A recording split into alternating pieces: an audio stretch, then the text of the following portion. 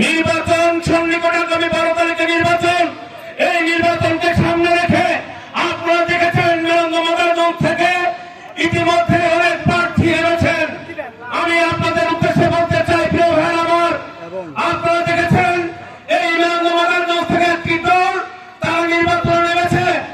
কিছুদিন আগে আপনারা দেখেছেন, আপনারা বিভিন্ন সমবায় সমিতিতে আপনারা টাকা রেখেছেন। তারা টাকা উঠানোর আন্দোলন করার কথা বলে, টাকা উঠানোর কথা বলে তারা বিভিন্ন প্রমাণ আপনাদেরকে দিয়েছেন। এবং আজকে আপনাদের সামনে অনেক প্রার্থী আপনাদের সামনে এসে উপস্থিত হয়েছে। গতকালকে তেঘরিয়া বাজারেতে দেখেছি একটা দল মিছিল করেছে, সংক্ষিপ্ত একটা মিছিল করেছে। আমি আপনাদের কাছে অনুরোধ করতে চাই, ওই সমস্ত প্রার্থী যদি আপনাদের কাছে ভোট চাইতে আসে, আপনারা আপনাদের আমানতের যে বই আছে সেই বইয়ের প্রার্থীর হাতে ধরিয়ে দেবেন যে আমাদের টাকা ফেরত দেন, তারপর আপনারা ভোট চান।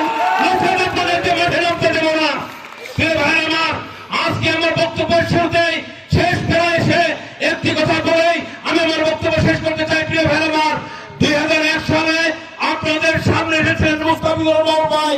দীর্ঘ 25 বছর পরে আমার দেশটি বেগম খালেদা জিয়া, তারুণের অহংকার তারেক রহমান সাহেব মুস্তাফিজুর রহমান ভাইকে ধানের শীর্ষ হয়ে দিয়েছেন।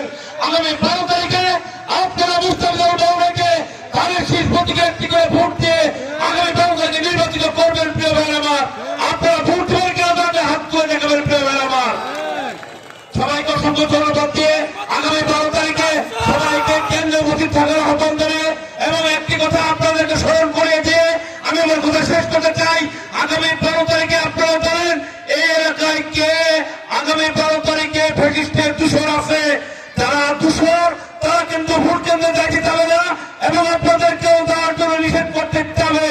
দয়া করে হুঁশিয়ার করে দিতে চাই, যারা ফ্যাসিস্টের উত্তরসূরি যারা আছেন অবশ্যই দয়া করে কোনো বিশৃঙ্খল পরিবেশ তৈরি করার চেষ্টা করবেন না। এই বলেই সকলে সুস্বাস্থ্য এবং দীর্ঘায়ু কামনা করে আমি আমার বক্তব্য শেষ করি। সবাইকে ধন্যবাদ। বাংলাদেশ জাতীয়তাবাদী দল জিন্দাবাদ। আমাদের মেরঙ্গমাদার প্রিয় নেতা মুস্তাফিজুর রহমান ভাই জিন্দাবাদ। সবাইকে ধন্যবাদ। আসসালামু আলাইকুম।